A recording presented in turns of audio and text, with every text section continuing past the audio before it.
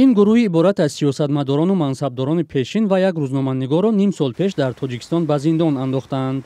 ҳоло хонаву дари баъзе аз онҳо мусодира шудааст. Дар ду ниҳоди давлатии Тоҷикистон хабарро тасдиқ карданд, аммо бо ишора ба муҳри махфӣ доштани парвандаи табодулот тафсилот надоданд.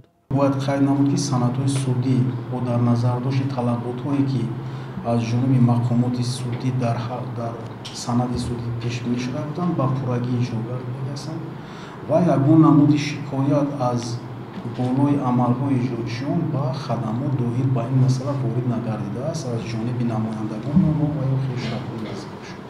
Радиои Озодӣ дар моҳи апрели имсол маълум кард, ки мусодираи амволи вакили пешини парлумон ва раиси собиқи ҳизби демократ Саидҷафар Усмонзода, вазири пешини корҳои хориҷӣ Ҳамрохон Зарифӣ, раиси собиқи парлумон Акбаршоҳ Искандаров, рӯзноманигор ва муовини раиси ҳизби демократ Аҳмадшоҳ Комилзода ва дипломат Абдулфайз Атоӣ шурӯъ шудааст. Рӯзи 6 август раиси кумитаи сармоягузорӣ ҳангоми як нишасти хабарӣ дар Душанбе аз анҷоми мусодираи дороиҳои онҳо хабар дод. бо қарори суд хеле ки шумо зикр кардед, моликияти онҳо мусодира карда шуд, дар ихтиёрдории кумитаи давлатии сармоягузорӣ ва идораи амволи давлатӣ аст. ман мушаххасан рақам ба рақам гуфта наметавонам ки чӣ аст, лекин дар маҷмӯъ гуфта метавонам ки дар баробари манзилҳои истиқоматӣ, мошинҳо ва дигар дороиҳои шахсони маҳкум шуда ҳаст ки тибқи қонунгузории ҷорӣ инҳо метавонанд ки дар оянда ё ба фурӯш бароварда шаванд ё ки ба моликияти давлатӣ гирифта шуда барои манфиатҳои давлатӣ истифода карда шавад. наздикони баъзе аз маҳкумшудаҳо ки намехоҳанд ошкоро суҳбат кунанд, бо қарори мусодира розӣ нестанд. онҳо мегӯянд моликияте мусодира шуд ки ба маҳкумшудагон тааллуқ надорад.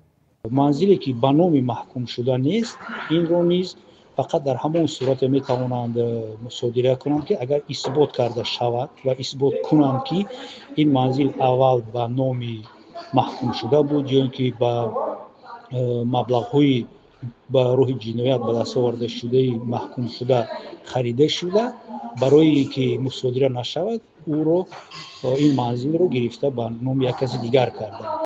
Шокирҷон Ҳакимов, муовини раиси ҳизби социал-демократи Тоҷикистон, ки ҳамагӣ як хона дар Баландошиёна дорад, аз ҳукми мусодира берун мондааст, чун он ягона сарпаноҳи хонавода будааст. қариб 230 000 сомоние, ки дар ҳисоби бонкии рӯзноманигор Рухшона Ҳакимова буд, аз сӯи мақомот ҳабс шуда, сарнавишти баъдии он норӯшан аст. дар бораи мусодираи амволи сарангоҳи амният Нурамин Ғанизода ва Ҷамшед Боев чизе маълум нест. ин афрод дар моҳи феврал бо иттиҳоми хиёнат ба давлат ва кӯшиши табаддулот аз 8 то 27 сол зиндонӣ карда шуданд. худашон ин ҳукмро беасос медонанд ва аз мақомот хоста буданд, ки он бознигарӣ ва қарори мусодираи амвол бекор карда шавад, чизе ки додгоҳ напазируфт.